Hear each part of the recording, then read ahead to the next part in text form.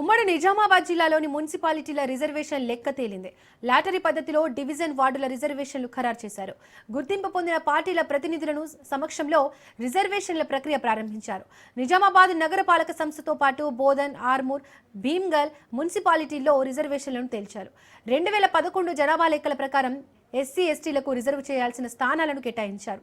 బీసీలకు కేటాయించాల్సిన సీట్లను నిర్ణయించారు. అన్ రిజర్వ్ పాటు మహిళల సీట్ల సంఖ్యను ప్రభుత్వం ప్రకటించింది. ఉమ్మడి జిల్లాలో మున్సిపాలిటీ ఎన్నికల రిజర్వేషన్ల ప్రక్రియపై మరింత సమాచారం మా నిజామాబాద్ ప్రతినిధి నవీన్ అందిస్తారు.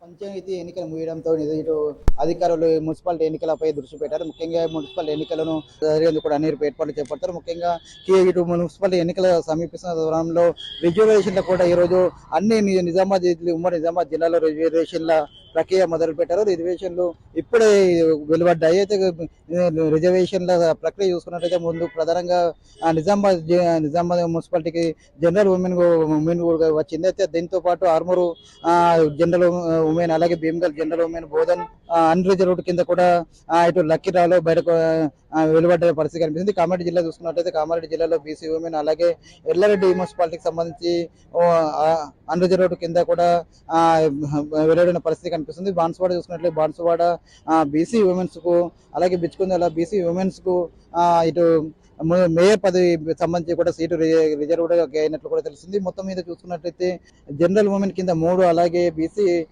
ఉమెన్ కింద 3, అలాగే అన్ రిజర్వ్డ్ కింద 2 స్థానాలను కూడా కేటాయించారు. ఇక వార్డు వారీగా చూసుకున్నట్లయితే నిజామాబాద్ మున్సిపాలిటీకి సంబంధించి 60 వార్డులు ఉండగా ఎస్టీకి 1, అలాగే ఎస్సీకి 5, బీసీకి 24, ఓసీకి 30 రిజర్వ్డ్ కింద కేటాయించారు. అది ఆర్మూరు చూసుకున్నట్లయితే ఆర్మూరులో 36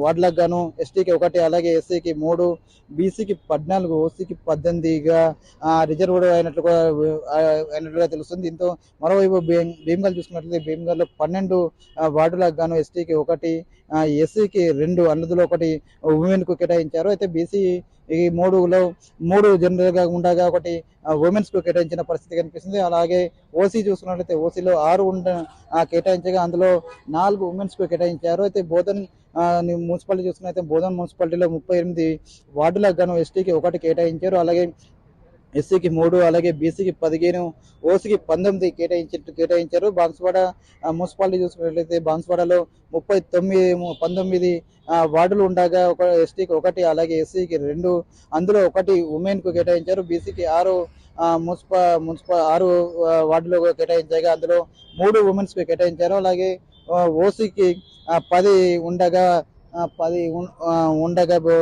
5 ఉమెన్స్ కి కేటాయించారు.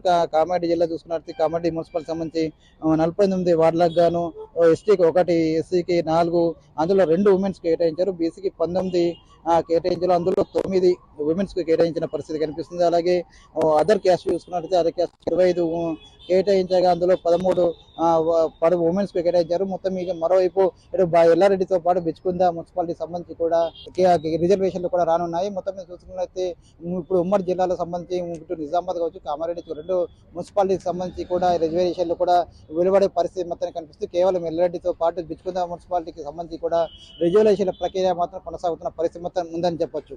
శ్రీధర్తో నవీన్, రాజ్ న్యూస్, నిజామాబాద్.